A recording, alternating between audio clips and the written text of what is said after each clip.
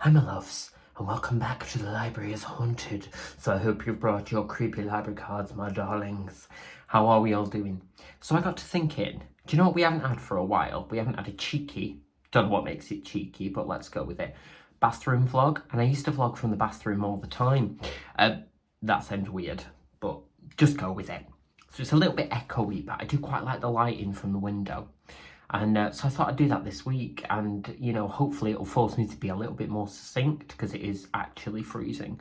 So, if you've been following these Halloween-related vlogs, thanks. If you haven't, have a word.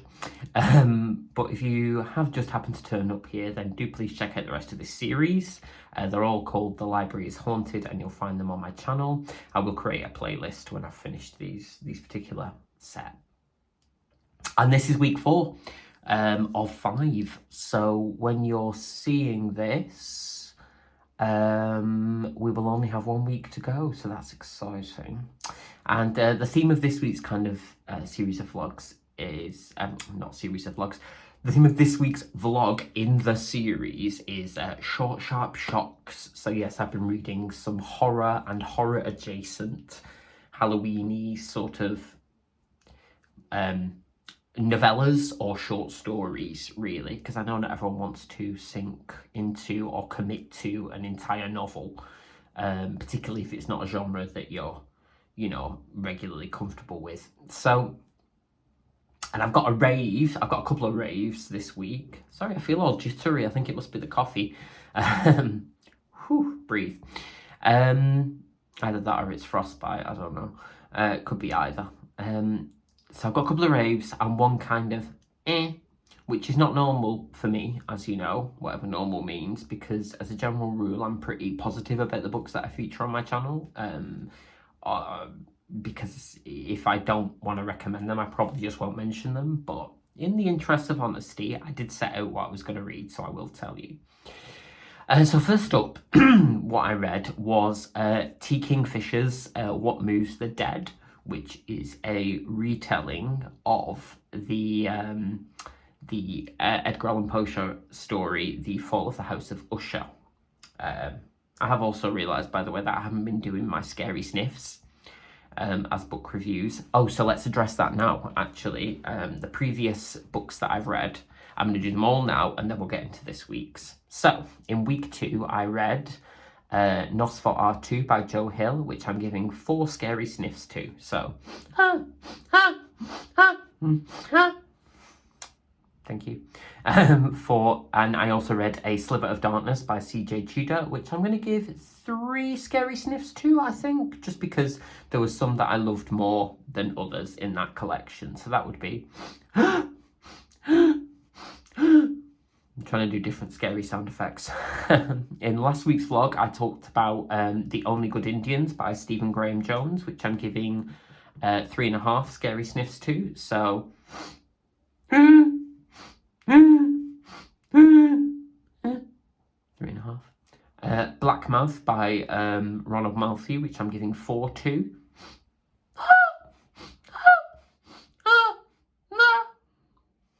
That's all you're getting, I'm sorry. But I also mentioned Daphne by Josh Malerman, which I'm giving 4 to. So,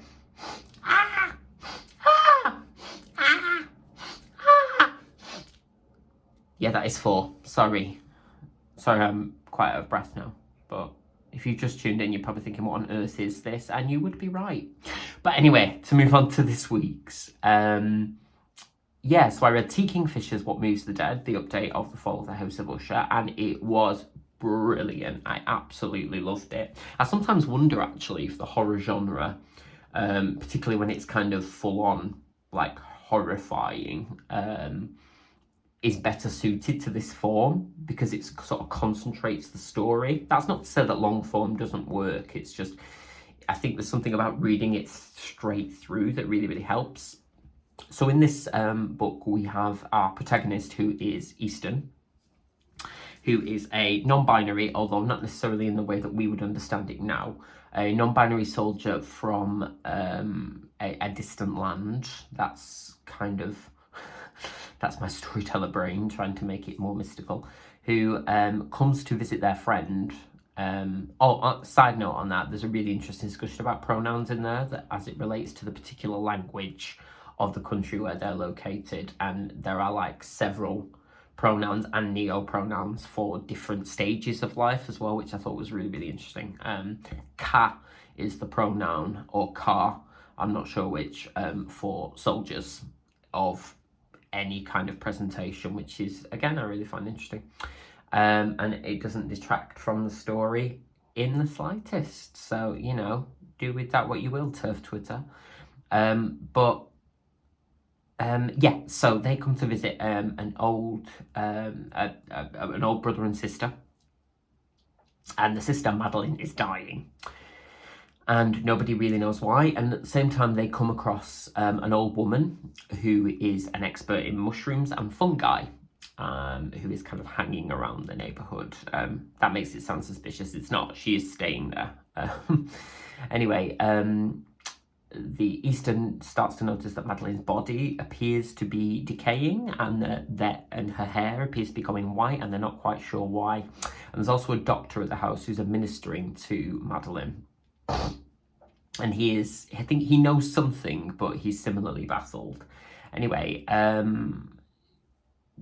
sadly, Madeline passes away and is laid out into the family tomb, but Easton gets this kind of premonition that not all is well, and goes down to the tomb and discovers something, shall we say, that troubles the idea that Madeline has passed away. So the kind of mystery horror here is what exactly killed her,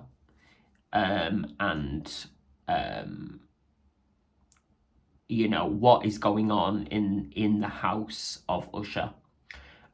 Because there's clearly something not right. So Easton is finding like traces of this white hair that was on Madeline's body all over the house, which makes them suspect that something is not right. And there are things on Madeline's corpse that lead them to believe that the kind of straightforward story they've been told is not the truth. So this is brilliant. This is so well done. I haven't actually read the original, well I have, but years and years ago, of The Fall of the House of Usher. But if we want to talk kind of body horror and earth nature horror, then this is an absolute must. I think it romps along, but without sparing anything on the way. It feels exactly the right length, and I think it is just a really good start at the beginning, because where else would you start? And then just read straight through without pausing, because it's that good. I think T. Kingfisher is an excellent author for building suspense, but also a kind of gruesome grotesquerie, if I can, that is nonetheless fascinating to read. Following this, I read, as I said I would, Horace Walpole's, and I don't have any copies of these, by the way. I read them all on ebook. I read The Castle of Otranto by Horace Walpole, which is a kind of classic, or even possibly Kickstarter of the Gothic trend. And this was okay, I'll be honest, and I don't know if that was because I was expecting more, or I was forgetting that oftentimes Gothic, particularly when it comes to like older literature, doesn't necessarily mean horror, which sounds really like a basic thing that I should have recalled, but you know what I mean.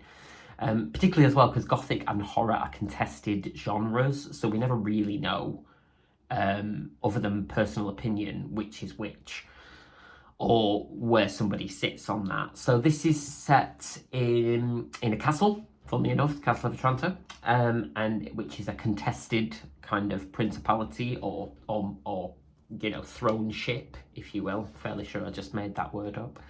But the kind of monarch, Manfred, his son has just died at the start of the book, and he blames a peasant in the crowd for killing him, basically. And the woman that his son was due to marry, he now makes advances on and says that he should marry her instead, and she's appalled and flees to a monastery, which is pretty Gothic, as I have to say.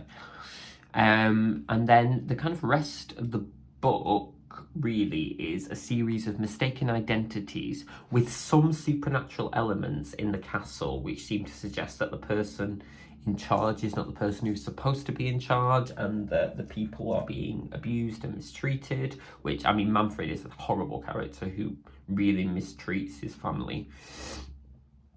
And then there is a kind of a love triangle, a pseudo love triangle, if you will, and, as I say, moving portraits, and a kind of a giant, allegedly, which is seen by some of the servants in the castle, which may or may not exist.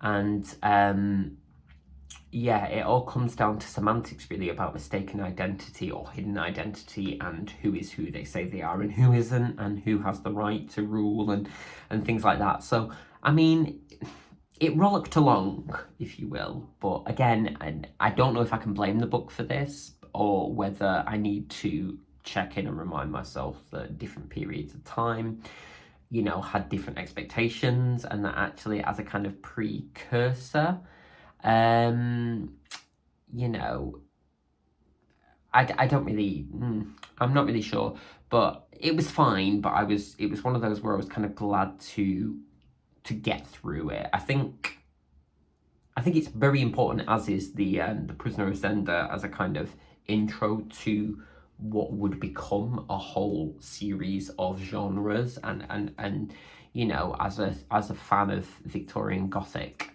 then by all means, you know, I'm really kind of on board with promoting it. But as an actual reading experience, don't get me wrong, it's perfectly easy to read, but there are conventions in it that you just have to kind of get your head around, and then just go, oh, okay.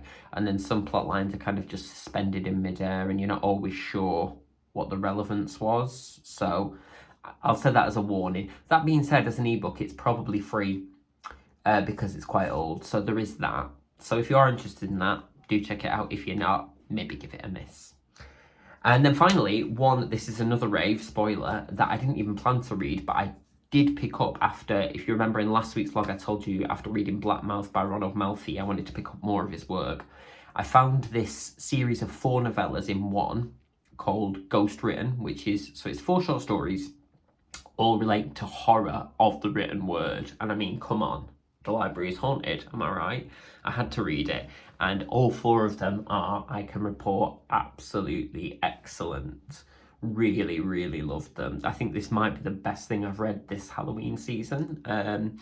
So the first is called, no, I don't want to set up this convention because I can't remember all the titles of the stories. Suffice it to say, there is a haunting or possessed book in one of them. There is one in which a series of, not a series of, a world which may or may not exist in real life is brought forth from a book. There is one about trans-dimensional travel involving a book, funnily enough. And there is one about a real life choose your own adventure, which is just excellent. Yeah, they're all great. I can't, because they're so short as well, I feel like I can't spoil them. My personal favourite was probably the first, The Skin of Her Teeth, which is the one about a possibly sentient book that has very clear thoughts about how it should be treated. Is this gruesome? Would I call it gruesome? I think it kind of is. It's very human horror with kind of moments. What I love most about this collection, though, is how they are interlinked, but really subtly. So you can read them all in isolation, or you can read them all together, and you'll notice there's certain little links between the stories, even if it's just the mention of a name or something like that. And I really love it when authors do that. I read in the author's notes as well that Ronald Malfi said that if you have read all his work, you'll notice there are references to all of his other books as well, which is just wonderful. I love this idea of someone crafting a universe of kind of horror or supernatural, you know, whatever.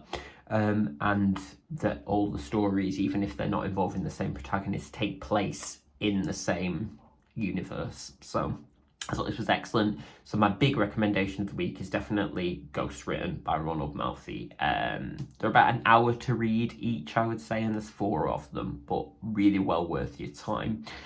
So time for the scary sniffs now. So What Moves the Dead by T. Kingfisher is it's five scary sniffs.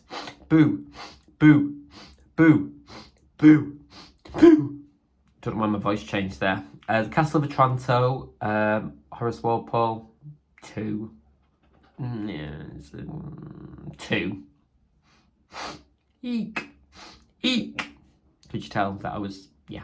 And finally, Ghostwritten, Ronald Malfi. It's another 5-star. It's another 5 scary sniffs, not stars. We don't do stars here. 5 scary sniffs. Ah! Ah! Ah! Ah! So there we go. Highest rated books, or stories, I should say, of the vlog so far. Can I top that next week? Let's find out in the final installment, which will go live on Halloween itself. Oh God, no, that made it look like I had no teeth at all. Anyway, my loves, that's it for now. Let me know what you thought, and if you like a novella, what you prefer in horror fiction, long form, short form, etc, etc, and if you plan on picking up any of these. In the meantime, put your library cards somewhere safe and where the monsters can't get them, and do look after yourselves. Stay safe and warm. Until next time, much love from The Library is Haunted. Mwah.